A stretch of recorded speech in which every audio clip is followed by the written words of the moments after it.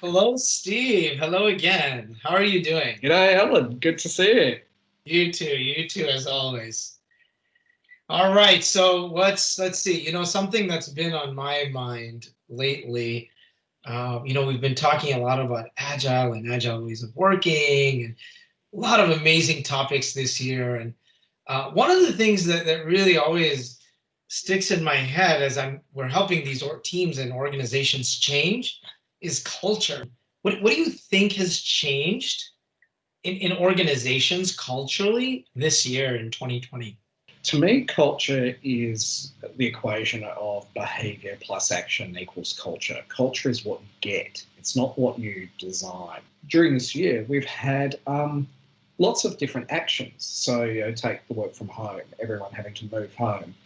Automatically, half your equation has changed. So, you can't have the same culture if you're doing things differently. If you're not sitting down in the kitchen having a coffee with people and having a conversation there, if Yeah. you're meeting via camera, by definition, you're going to have a culture change. What's happened with that is it's been interesting. It took a while for people to change their behaviour because, the way we speak on camera, it's a bit different to how we speak should we catch up face to face, but we're That's on right. other sides of the world. So, we develop our rapport via camera. Reversing that situation, if we were to be working in the same office and all of a sudden seeing each other every day, we'd probably start talking slightly different.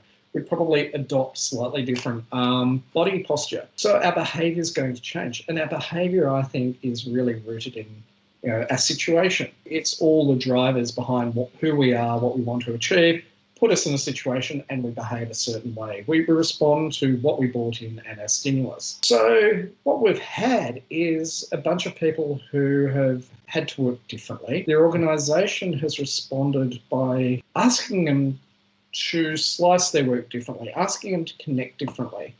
And then some people built things that built new behaviours, new practices. So, Yeah. for example, agile teams that were already in a habit, in a rhythm of getting together every day. They didn't really have to change their behaviour that much. The action changed. They might not have been standing around the whiteboard in the Yeah. morning or a scrum board. They might be sitting at their desks at home, working whatever. Their culture change would have been less.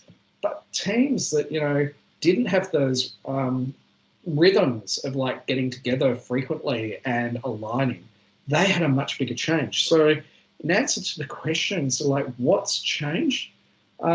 Everything and nothing. Yeah. For people who didn't have mechanisms that enabled them to work remotely from each other, they've had to rewrite their rule book. They've had to discover almost how to have a conversation again. Those Yeah. of us who were kind of half there already, I Yeah. think that some of us didn't have that big a change. What about you? What did you see? Yeah, I think no, I completely agree with all of that. I think it's been varying degrees of change for different teams.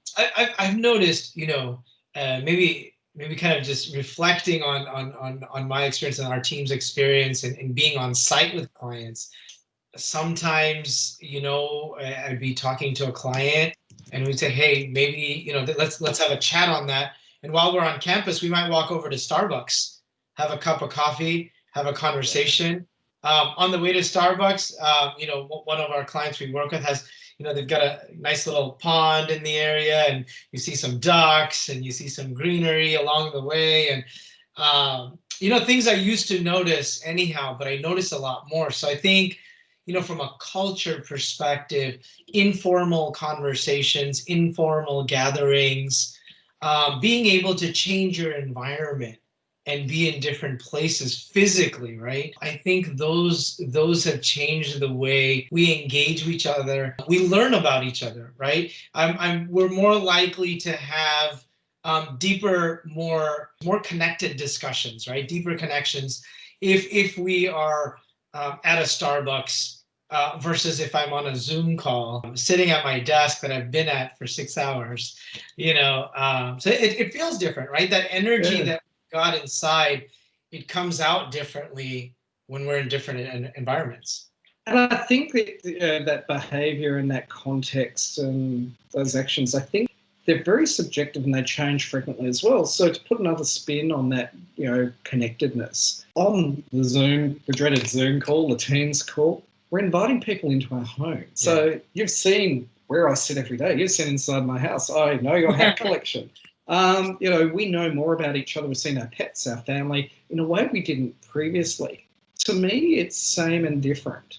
We have one type of closeness when we sit together in a coffee shop.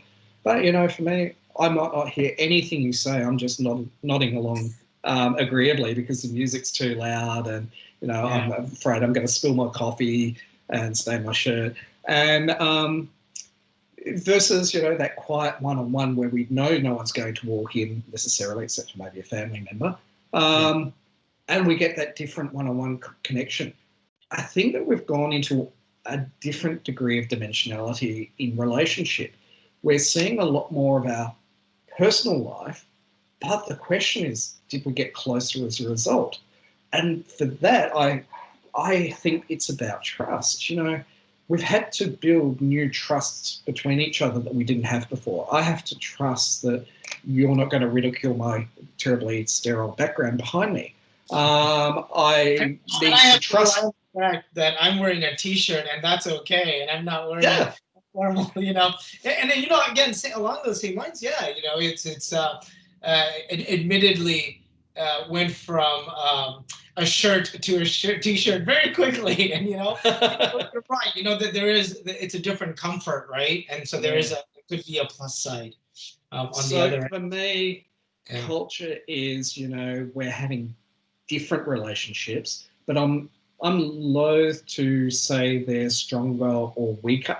I think we're seeing different things with the opportunity that, next year as we start to reconnect in more familiar ways, we might actually be reconnecting better. We'll be reconnecting hopefully with a deeper understanding as to why we do what we do, because we know so much more about what we don't see when we put on our work face and come into the office, because, we all do that. And hopefully with our managers as well, we will have built trust with them to know that even when we're at home, we're still getting stuff done. The big shift has been taking trust into account and learning so much more. I love that. Trust. Thanks, Steve. Thank you, Alan. Great conversation.